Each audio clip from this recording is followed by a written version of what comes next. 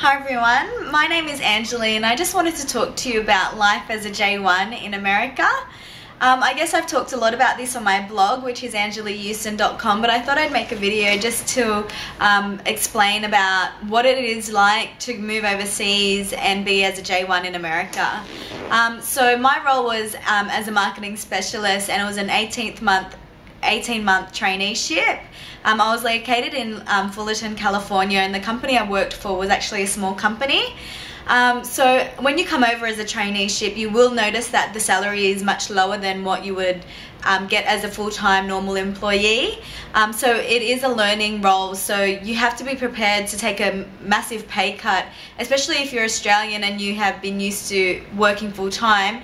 This role is quite minimal in the wages that they pay you, but the opportunity in that is that you get to learn a lot. And so I did come over as a trainee, but within 6 months or so, or even sooner, I think 3 months, I was able to get a pay rise.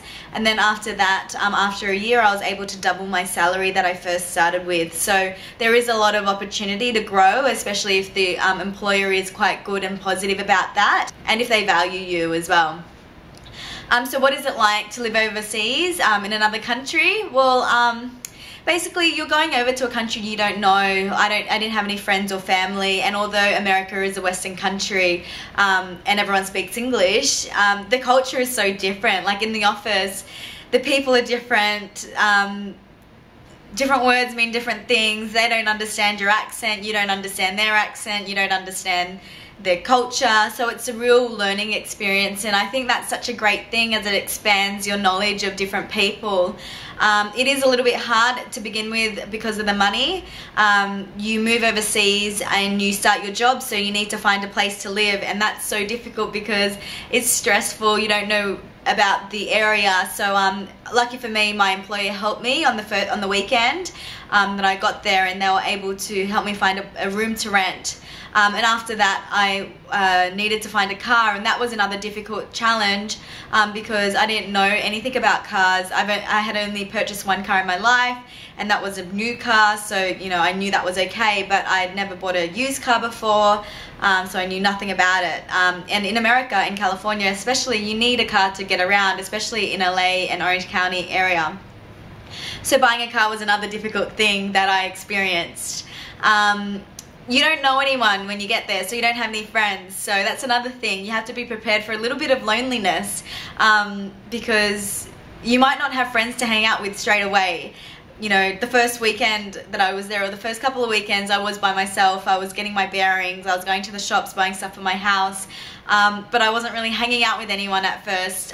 But then, you know, I started to get to know my workmates, and then I went out and I had a really great time with my friends there, and I made a lot of good friendships. So another thing about being a J1 is that you don't have your friends and family.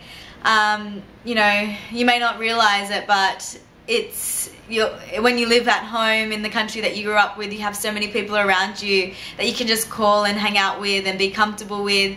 But when you're overseas, you don't have anyone. So, you know, you have to get used to that, that your family is a 15-hour flight for me, living in Australia, away. So you just can't pop over down the road to go see your friends or family, and the time difference as well. So if you want to call them, there was a complete time difference from America to Australia. They were going to bed when I was finishing work, so and I couldn't speak at work, so it was a little bit difficult, and communication needed to be kept at a minimum during the week, but then I could call them during the weekends. So overall, I loved my time as a J1. You know, it was challenging, it was fun and exciting. You do need to be prepared emotionally because you are going to experience some loneliness, and you're going to be away from your friends and family in a completely different country on your own. So, you know, that's something that you need to consider when you are looking for a job overseas, and you have to be prepared for challenges. But it's a great learning experience, and I would really recommend that you work and travel overseas. You know, do a J1 traineeship if you have the opportunity, or even you know, if you can get sponsored by another company, I would really recommend it. If you have any questions, please feel free to leave me a comment below. Please don't forget to like my video and subscribe to my channel, and I'll see you next time. Thank you.